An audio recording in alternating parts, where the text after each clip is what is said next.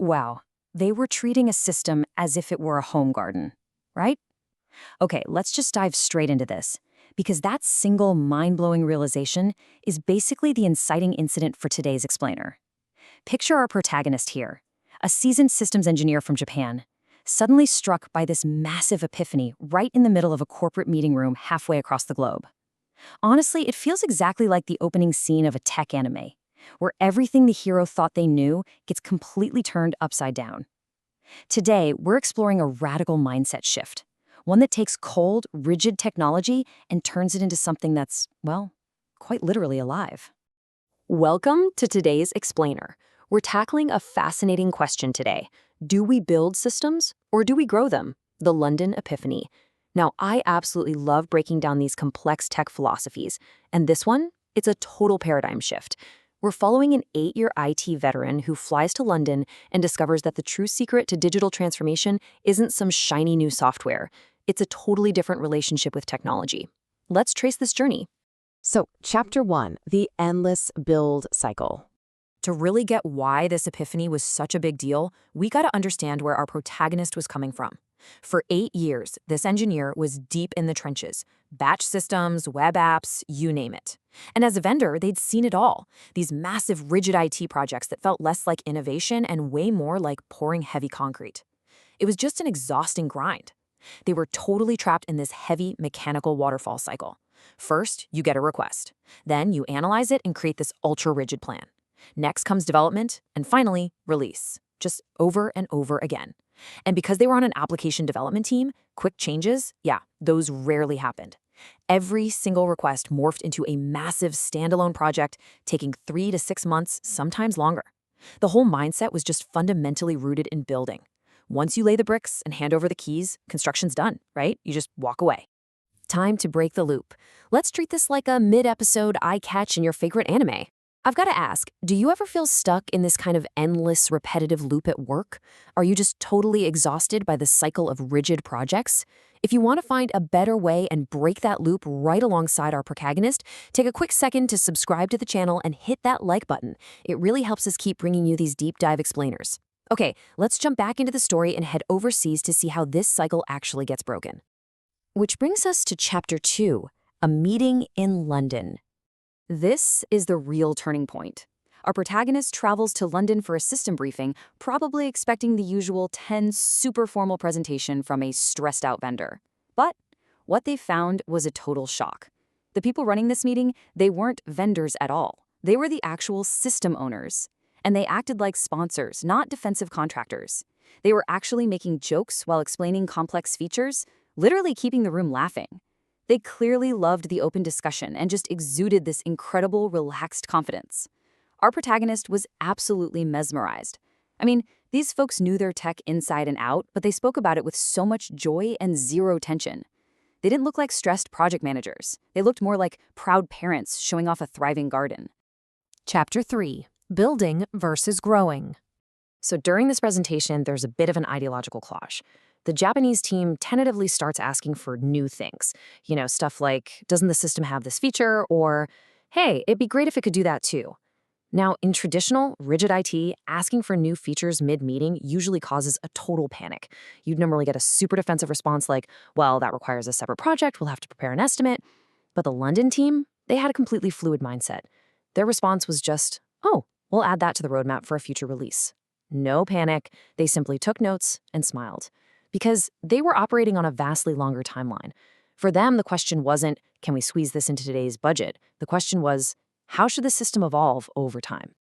And that leads to this profound revelation. They did not see the system as a finished product.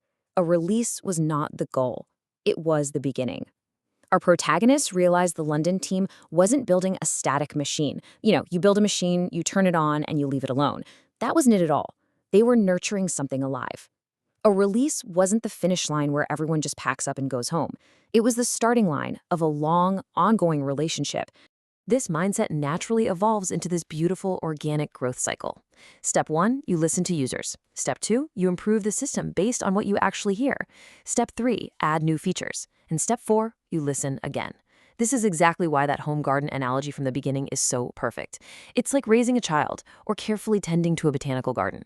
You don't just plant a seed and walk away, right? You water it, prune it, give it sunlight, and watch it flourish over time. Thanks to this shared vision, the future of the system becomes this collaborative shared journey.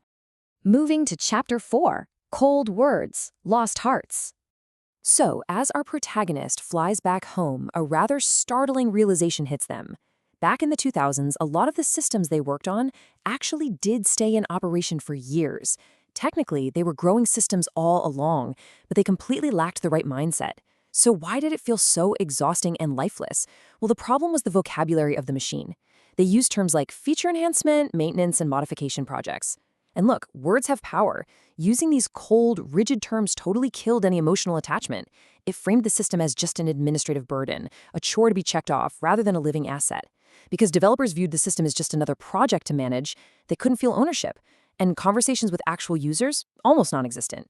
Basically, they were gardeners who insisted on calling their garden a photosynthesis enhancement project. Which begs the question, are companies truly pursuing digital transformation? Here's our second breather, the final eye catch before we hit the climax of today's explainer. Think about your own company for a second. Are you really transforming or just buying shiny new toys? If you're enjoying this deep dive and you want to support true, meaningful tech innovation, please make sure to hit that subscribe button and drop a like on this explainer. All right, let's get right back into the climax of our story.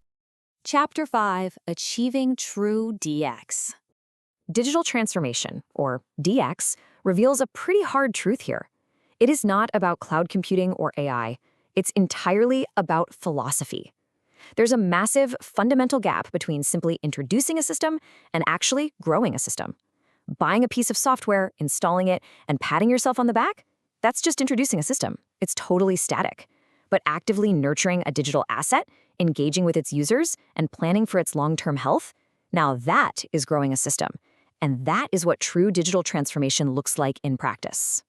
So the absolutely crucial point here is how we apply this to your own world. Let's run through the nurture checklist. I really challenge you to ask yourself these vital questions about your current projects. Do you have a budget allocated for continuous improvement after the initial launch? Do you regularly gather feedback from the actual end users? Do you have a clear roadmap for the next 3 to 5 years? If the answer to these questions is no, well, I have a warning for you. Your system isn't living. It starts aging, degrading, and dying the exact moment it goes live. And that brings us to the overarching epiphany of our explainer today. From building systems to growing systems. What our protagonist discovered in that relaxed, joyful meeting room in London wasn't a new coding language or some breakthrough framework. It was a completely different relationship with technology. True DX isn't about buying new tech. It's about fundamentally changing how we care for it.